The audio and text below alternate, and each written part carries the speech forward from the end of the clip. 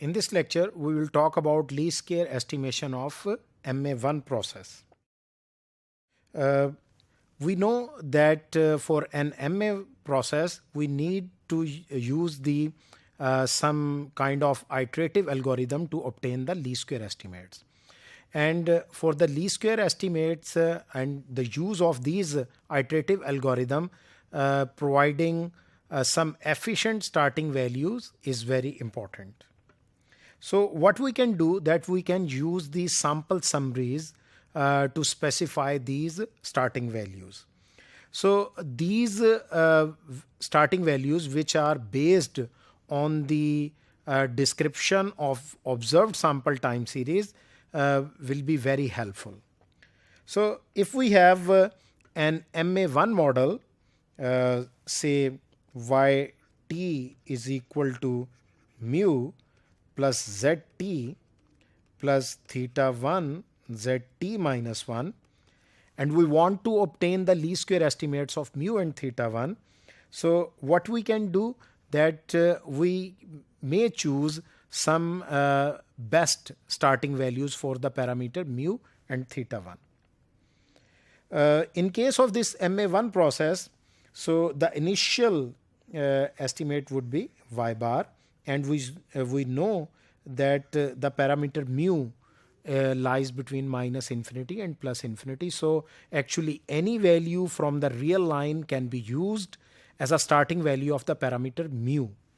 हम म्यू चाहें कोई नेगेटिव नंबर दे दें, कोई पॉजिटिव नंबर दे दें, ज़ीरो दे दें, कोई भी म्यू का कोई भी नंबर स्टार्टिंग वैल्यू के तौर पे यूज़ हो सकता है.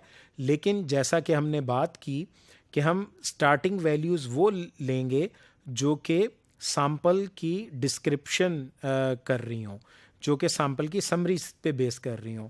इसकी वजह से हमने म्यू की स्टार्टिंग वैल्यू वाई बार को ले लिया.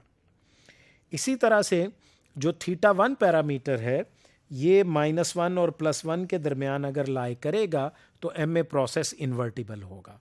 अगर वो इन बाउंड से बाहर जाएगा तो वो इन्वर्टिबल प्रोसेस नहीं होगा. इसलिए हम थीटा 1 की कोई भी वैल्यू जो कि इस रेंज में है उसको इनिशियल वैल्यू के तौर पे स्पेसिफाई कर सकते हैं. लेकिन उसी रिकमेंडेशन को फॉलो करते हुए कि हमें पैरामीटर की इनिशियल वैल्यू सजेस्ट करते हुए उसको सैम्पल की डिस्क्रिप्शन से लिंक करना है. इसके लिए हम एक रिजल्ट यूज़ करते हैं कि R1 is equal to theta 1 hat over 1 plus theta 1 hat square. ये MA1 प्रोसेस में जो लैग 1 की ऑटो कोरिलेशन है उसको MA पैरामीटर के साथ जो लिंक करता रिजल्ट, ये वो मौजूद है. यहाँ से अगर हम इसको एक इक्वेशन के फॉर्म में लिखें तो एक क्वाड्रेटिक इक्वेशन बन जाएगी. R1 theta 1 hat square minus theta 1 plus R1. अब यहाँ पे R1 जो कि sample auto correlation at lag 1, अगर हम वो इंफॉर्मेशन प्रोवाइड कर दें तो ये एक क्वाड्रेटिक इक्वेशन बन जाएगी इन थीटा.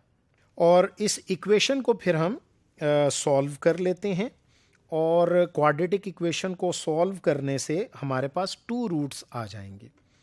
अब उन 2 रूट्स में से वो वाला रूट जो कि इन्वर्टिबिलिटी कंडीशन को सेटिस्फाई कर रहा है उसको थीटा 1 की एक स्टार्टिंग वैल्यू के तौर पे हम यूज़ कर लेते हैं, और इस स्टार्टिंग वैल्यू के साथ फिर वो सब्सीक्वेंट आइट्रेशंस पे वो अपडेट होता जाएगा, और उसी मैकेनिज़्म पे फिर हम थीटा 1 का एक लीस्ट स्क्वायर एस्टीमेट जो है वो ऑब्टेन कर लेते हैं.